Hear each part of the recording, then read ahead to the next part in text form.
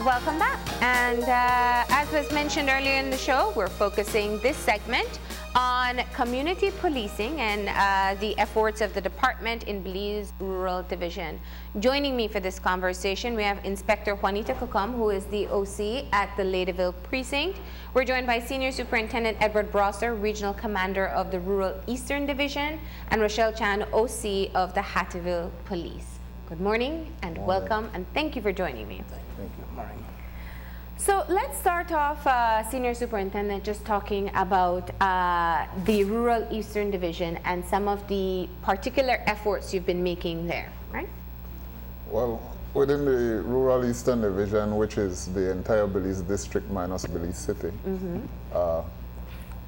where we border the city with the Hallover Bridge and the Burton Canal Bridge, our efforts have been concentrating on community policing and to ensure that we enhance greater citizen security for the entire Rural Eastern Division. We have mounted a campaign called See Something, Say Something, Stop Something, and we have had a lot of community participation and support in reporting crime. We have been trying our best to bring the Rural Eastern Division to a sort of model professional policing. We're looking to external institutions for criteria in order to be certified as a model professional policing, so that we can provide greater service to the community and to members of the public who visit or lives in the Rural Eastern Division. Now, obviously, and I think your description was best, all of Belize minus the city is a very wide area, and it has been a part of the challenge that transport and also the fact that a lot of the residents from the area leave the area for most of the day. So there are certain threats that come into play automatically. You have a transport deficiency usually with the department, and we can talk a bit about that. But we also have the dynamics of empty homes, few people moving around during the daytime within these particular areas. So let's talk about what this means for the work that you do. First of all, as you rightly mentioned, you have a lot of people moving out of the area, coming to work primarily in Belize City. For them, we have something set in place, motorcycle patrols during the day, specifically to those timings between 7 and 7, where the place is left unattended and it's more vulnerable. In terms of burglaries that you have seen in the area, what are your indicators? I know Ladyville especially used to have a lot of problems with that. Yes, we have areas like Maxboro, Los Lagos, which are the same areas we are speaking about. For them, we have foot patrols set in those areas as well as the motorcycle patrols, and primarily between those hours, between the 7 to the 7, on a day, Monday to Friday basis, weekdays. We have officers going out into these areas and check, and also to place note on the residents' door that we know are at work, to let them know that we were in the area, checking on their premises and ensuring that it is secure and it is safe. Our officers are mandated to visit residents that are not working and talk with them and encourage them to report crime as well. And that so is you ask them to be your eyes Hattieville. and ears when you're not in the area. Well, one of the things that was taught in church over the weekend, or I think it was in Corinthians, about one body, is the fact that You're paying attention in mass. it's the fact that the eye, if the eye sees a snake and tells the foot there's a snake coming, and the foot tells the eye that no got nothing to do with me, more than likely the feet is going to be bitten and the entire body will die. So the eye depends on the feet depend on the eye, and so forth. So one body, one police department, one community, and the community is the police and the police is the community. So we have to work together in order to reduce the level of crime in our community. If we can't work together, then we will not get that level of citizen security that we also desire. Yeah. Now, it has been a challenge for quite some time to get people to understand that they're a part of the policing process in their neighborhoods. But we have seen where, at least in the city, we've seen neighborhood watch groups start to formalize. We've seen more communities getting involved. What's it been like in the rural Eastern in terms of getting persons to participate in assisting the police with their work?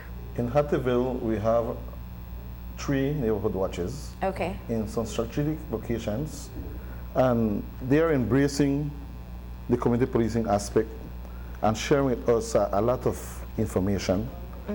And we welcome other communities and other neighborhoods to join in as we work together with the community. In Ladyville, we have a very strong neighborhood watch group as well in the Bay Vista area. And as a matter of fact, Vista Del Mar. Vista Del Mar, as a matter of fact, I received a text this morning telling me, Mr. Come when you come on the show, please say something about the litter problem. Because there's a litter problem in that area. A lot of people dumping their garbage all about the place, and we're stressing on this as well. So that is also part of what the neighborhood watch is doing. They're paying attention to the activities taking the activities within their areas primarily.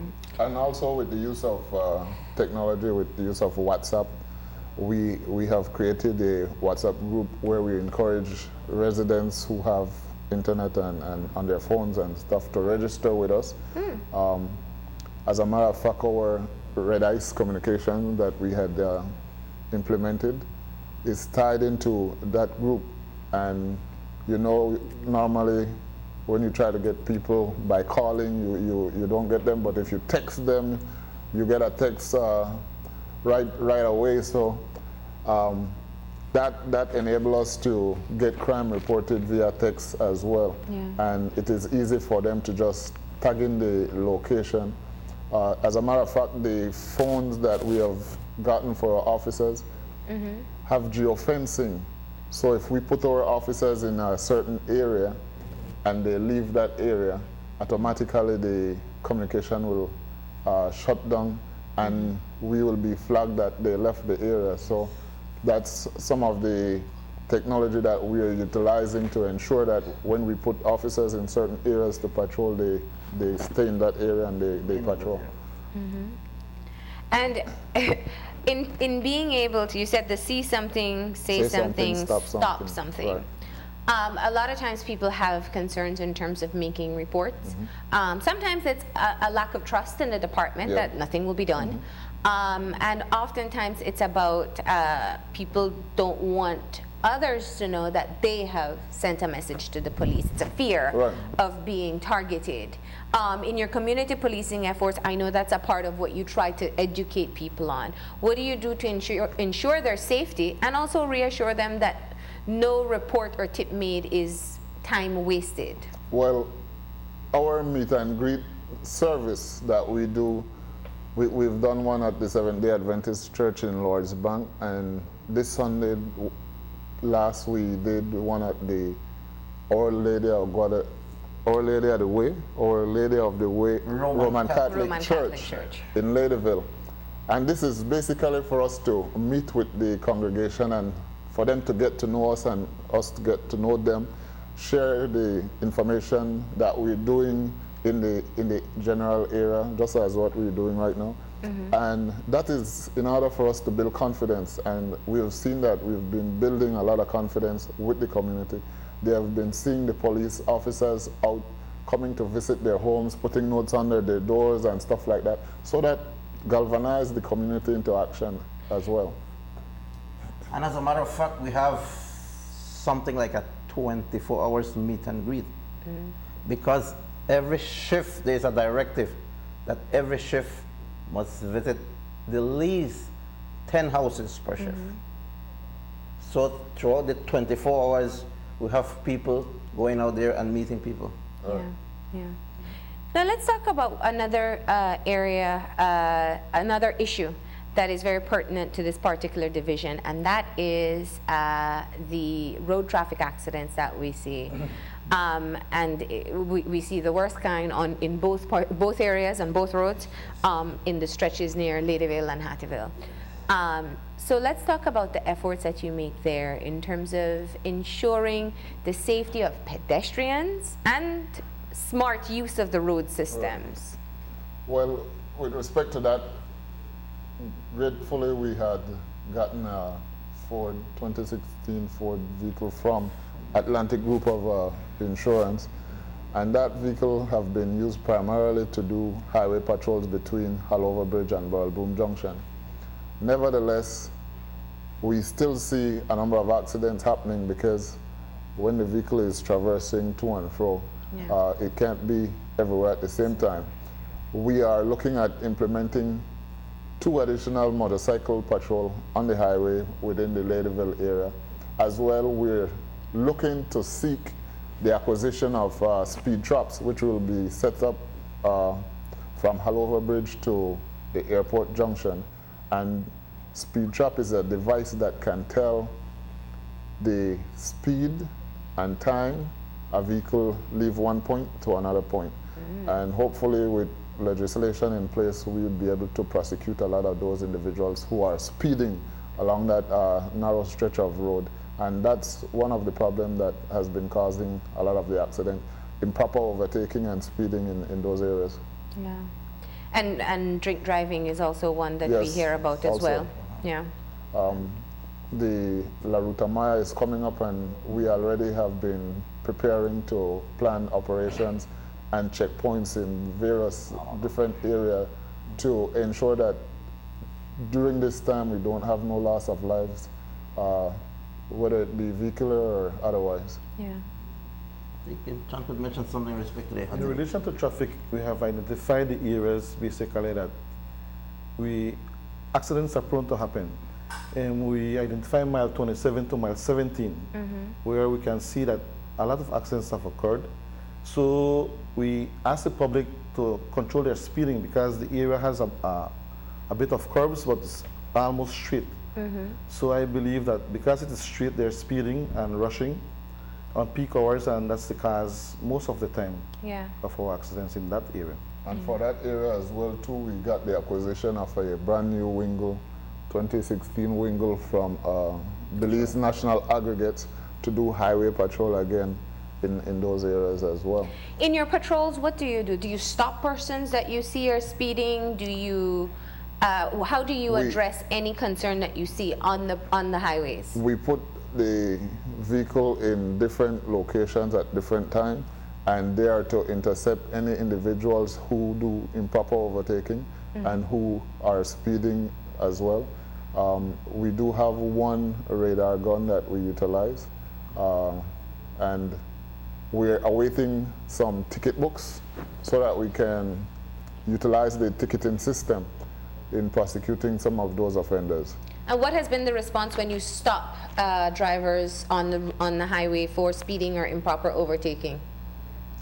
Well, most of the times they would just say that they need to get to the airport or they need to get... They have an excuse. Yeah, they always have the excuse. In other words, they need to be speeding. Yeah, and the improper overtaking as well too, when our officers inform them that they're putting the lives of other motorists at risk and themselves, they're like shrugging it off. But I think when people realize the importance of protecting others and themselves, then it will change the dynamics. Pretty soon, we're putting out notice to the bus owners who have been overcrowding the buses, and also going into gas station with overcrowded buses to fill up fuel. And you know, there are many times when the commuters are on the bus utilizing their cell phones and so forth, and there have been incidents in Brazil and other areas where cell phones triggered fire, the bus burst into flame and so forth, and a lot of people got burned and so on. So those are some of the things that we'll be looking at. So you're looking at a lot of safety measures. Right. But one thing we have noted specifically, when a police vehicle is around, like everything is normal. Yeah, man. Like everything, as the vehicle moves or something, then there's the speeding again and the improper overtaking and things like that. So it's a deterrence, Yeah. but for just a particular area, for a particular period.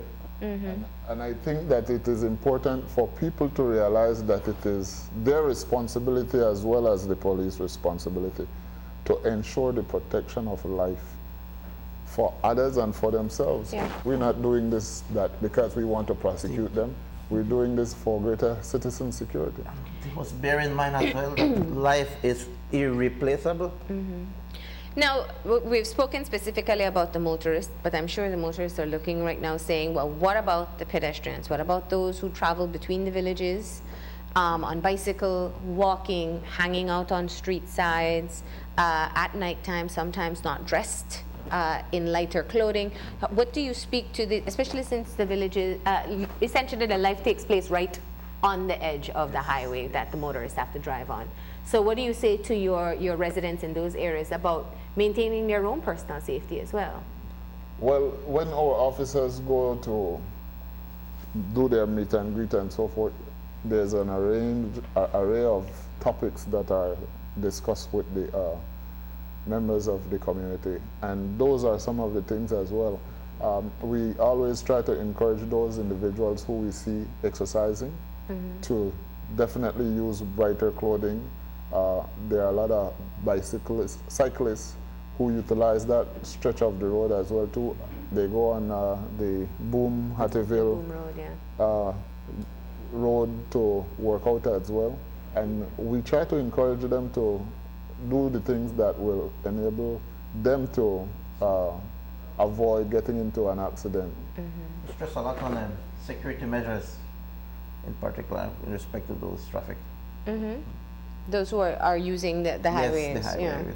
Yeah. Encourage them to use reflectors on their bicycles as well, and to keep off the road when walking and things like that. Yeah. And even when you speak about the buses, we know that that's part of the challenge people have as well. Motorists complain about the buses all the time, but also you have the people getting off the bus who take many chances in running across the road. We had that horrific accident that was caught on camera on the stretch by Hattieville. So I mean, these are all things that obviously should be common sense for people in terms of their own personal safety, but I know you make an effort in being able to educate people. We always give out flyers and stuff like that. So and we would like to use the media also to carry out that message to the pedestrians and the public to be mindful of their own safety. Yeah. So let's talk about some of the other things that the this particular division has focused on. You say you want to keep an exemplary standard for your division, and we saw you have that very innovative Christmas program. You've been working a lot with building relationships with the people in your areas. Do you find a change in the type of relationship that people now have with the different officers? Definitely. They look differently on us. I think when we want to do change, we have to do personal change first, and followed by infrastructure, and then resources. And I think that we've been working tirelessly at changing the professionalism in our area, so that the public can see us in a different light. Pretty soon there'll be other initiatives. Mr. Chan is working on some youths in Mahogany Heights. Mahogany Heights have a major problem with bees, and instead of having young people not employed and idling, he's going to start a bee project with Ministry of Agriculture so that young persons can then earn a living and produce honey and either send themselves back to school or take care of their families and stuff like that. We noticed that the public confidence in that area has grown with the police, and we are targeting youths at risk, and we are trying to identify programs so that we can have these kids in a manner that we can assist them, maybe in schooling or getting out of trouble of any sort. So you're going to have a honey project Yeah, coming honey on project stream. and other programs that we have in mind. Yeah. We have a lot of in-house projects as well. Just the way a policeman looks, his attire, we're trying to change that. We're going as far as the formation, purchasing material. We're taking the police officers to the tailor to take them, so they look at least presentable. This is one of the. Now, and let's talk about that, because obviously you have done a lot in terms of being able to win the confidence of, or earn the trust of your the people in your division. But there are officers oftentimes and allegations made about people having improper behavior. What is your policy when it comes to not just police brutality, but officers acting out of line, perhaps misusing the power that they have? And what do you tell I mean, do you have a hotline for people to contact you? First of all, we are implementing a duty resident officer, where when you walk into the police station, the officer photo will be on the wall with his name that is on duty. So you will have no guessing games as to who is working at that time. And if you're not treated properly, there are forms that you can fill out and drop in the box to say that the service that you received from the police was unsatisfactory or satisfactory. We're encouraging the community to commend the officers as well. Like what I told them in church Sunday, if you see an officer doing wrong, you discourage him and report it. If you see an officer doing good, you encourage him and you report it as well.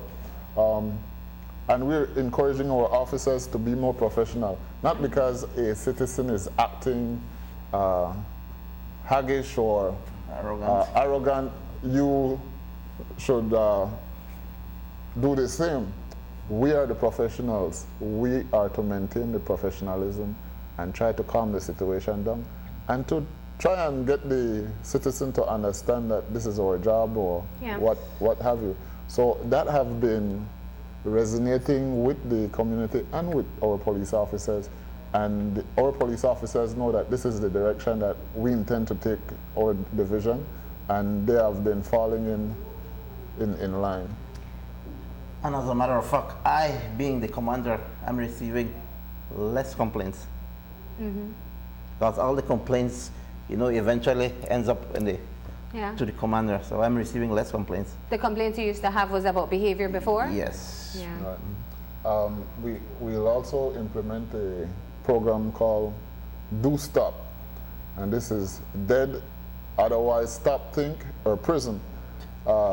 It's Dead, otherwise stop, think, or prison. Or prison. Do stop. Yeah, and this is basically to showcase how you can avoid getting killed or going to prison, especially with different conflicts. So we'll be doing 15-minute videos every week about different scenarios that you can avoid going to prison or getting killed, and hopefully all the media houses would be able to showcase it once a week. So you have quite a number of programs that you're rolling out at this time. I'd mentioned if there's a hotline, you said there's a WhatsApp group that people can subscribe to. That is also for behavior of police officers and other activities that you see taking place? The number is 636-2020. That's the WhatsApp number. Okay. Yeah. I repeat again, 636-2020. Okay. And the other number is 205-2043. Yes, and as for Mr. Kokomo and myself. Okay. Well, we are trying to implement the WhatsApp right now. We're behind right now in how to do. So. But actually, we will be implementing that today. Yeah. So you're going to get a WhatsApp group starting in that. That is right. And because, I mean, we've had a lot of focus with what takes place in Ladyville specifically, but let's talk a bit about Hattieville and some of the improvements you've seen there with your new approach to policing. Well, like how I have mentioned, the public confidence is there. We see reports coming in, some minor issues. We see some domestic issues being dealt with. The crime there is a bit minimal, but our policing there is more proactive, patrolling, stop and search. And we show presence with motorcycles and foot patrols. And now we have a mobile that runs the highway. Yeah. And we do a lot of work also with the traffic department in relation to the traffic movements. The community policing aspect has been introduced to us, and the community is embracing it. I see a lot of persons trying to assist, trying to get on board. And we ask more to come because we have different communities in our area. And we've had placed a lot of emphasis in Mahogany Heights because of the incidents in the past. Yeah. 8 Miles is coming on board. We have Western Pines, we have Tropical Park, and we are trying to develop one in Hattieville proper itself. Okay. And right now you have 4 vehicles, one in Mahogany Heights, one in... And I was going to ask that because we know that there are some rural communities that have complained about response time for a while. They're obviously further off and they're not a part of the regular patrol that you have. What have you done to ensure there's inclusion in these areas? Well, with the vehicles that we've acquired from the private sector and the vehicle that have been provided by government, we are in a position now to really respond timely to some of the calls that we have gotten, whether it be in the Hattieville area or in the Ladyville area. We're looking at acquiring another vehicle shortly. I won't call the business out yet. You've really been working good with the private sector. I mean, that's a vote of confidence for the work that you're doing. Yes. We want to put that vehicle between, well, station in Mascal and put it to patrol from the Sand Hill Junction to Mascal Junction. We've, sorry, Kokom, we've also looked at proposal to our commissioner where we want to have paramedics or police officers who are trained as paramedics or paramedics who are trained as police officers to be stationed in Sand Hill, where we will be hopefully developing that station into a model police precinct and have a multi-agency task force station there to deal with any situation in that area. And as well, we would like to have a paramedic team stationed in Mahogany Heights that would be able to suffice anywhere between Belize City and you'll have regular Damapan officers trained as paramedics. Right. And hopefully that would be approved and we would be able to save more lives in the event of accidents and so forth. One thing I want to mention as well, all of our substations are equipped with working motorcycles. So that's a form of response as well. Okay. All right, gentlemen. Well, it's a great opportunity to be able to hear about the work that is taking place in your division. And I think that obviously you have been able to get the confidence of residents and obviously the private sector with the donations we've seen. So keep up the good work. And obviously, as you pointed out, the community has a responsibility as well in terms of joining or teaming up with the police department. So thank you for joining us. Grateful for your invitation. Thank you for affording us this opportunity as well. We would have more time, but... Well, you're always welcome back. That's what we say, right? But thank you. We're going to go ahead and take a break, and when we come back, we'll wrap up the show, so stay tuned.